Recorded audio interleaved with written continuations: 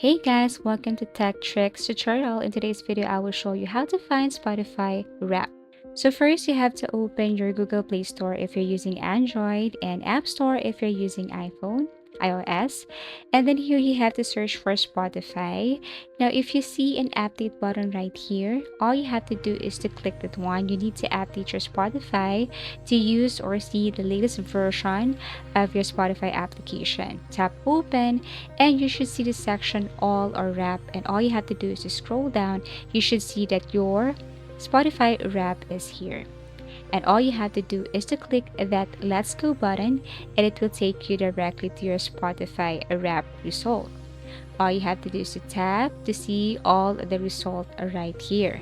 Now, in case that you can't see that your Spotify wrap section, even if you have updated your Spotify application, is you have to go to your web browser. So you can go to any web browser. For me, I'll go to Google web browser, and then this time I have to search or type Spotify wrap, and also you can include the year right here.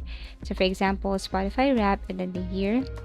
And what you're going to do is to click this, the very first link, and it will take you directly to that Spotify wrap section or result. As easy as that. Thank you for watching, and see you again in our next video tutorials.